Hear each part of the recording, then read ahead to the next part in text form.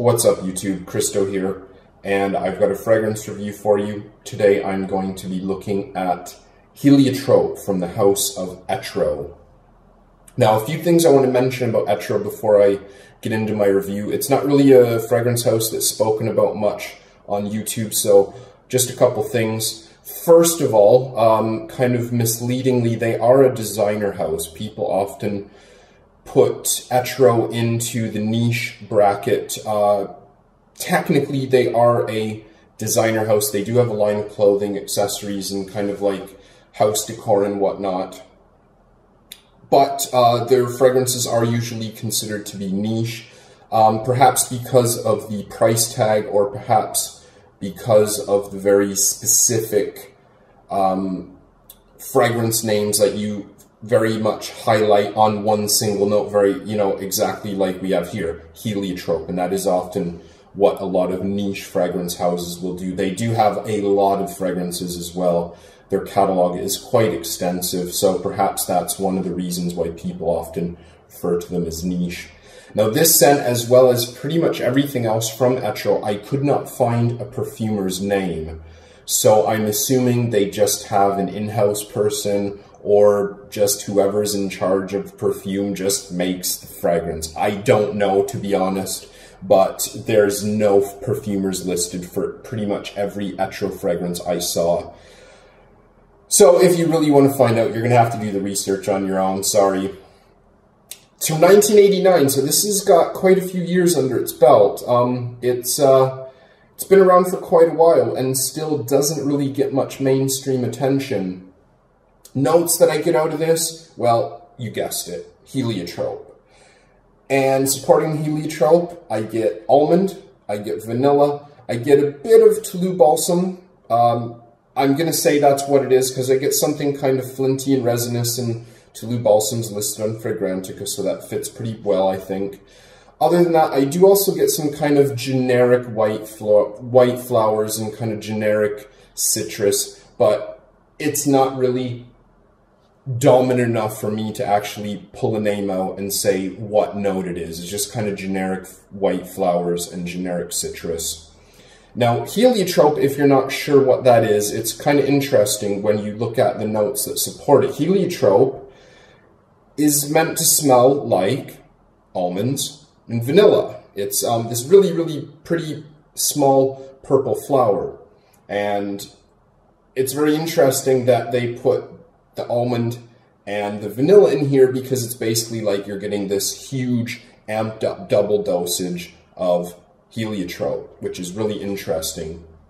And Heliotrope is a note, the only reason I really know much about it is because it's in one of my favorite designer fragrances for men ever made. That's Givenchy's Pie. I love Pie so much, and that has a really strong Heliotrope note. If you don't know what Heliotrope is and you've smelled Pie, that's what it is. It's such a unique note. I love it.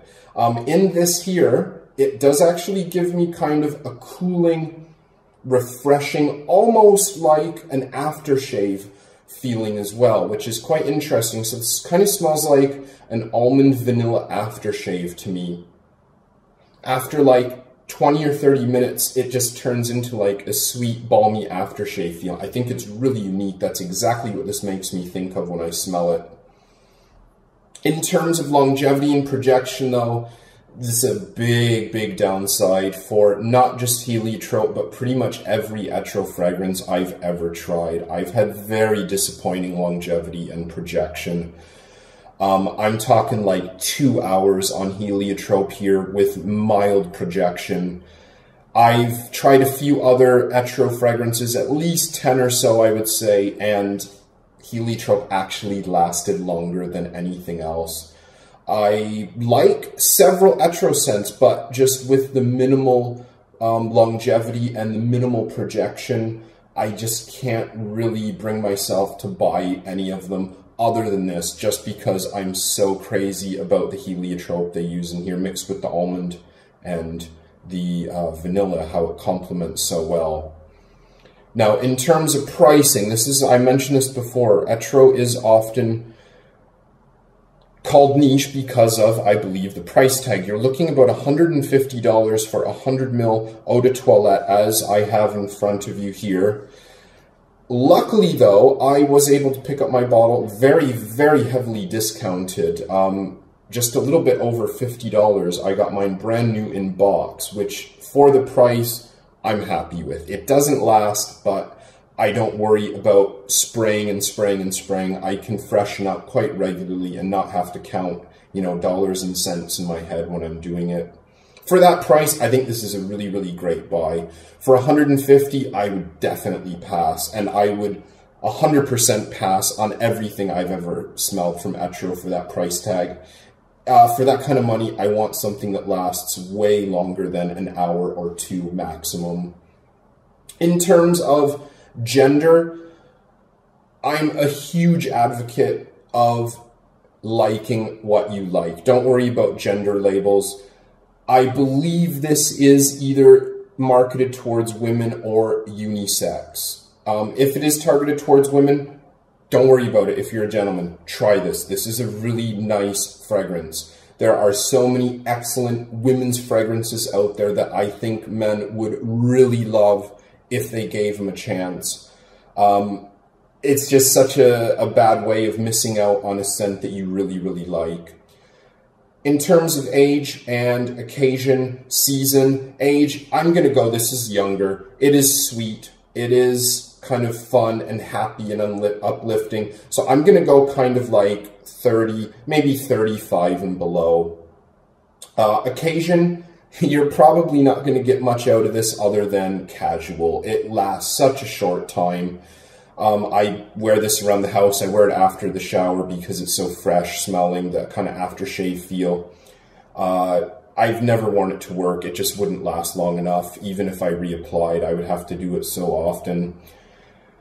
In terms of season, this one, I think this is a really great sweet scent that would be perfect for summer, because even though it does have some very heavy sweet notes in it, it is listed as a floral oriental or an oriental floral. I don't remember the way it goes, but the oriental, it just tells you how much vanilla there is in this and how sweet it's going to be. But at the same time, it kind of has the cooling aftershave feel. So I think this is a really good sweet fragrance for summer, and they don't really happen that often.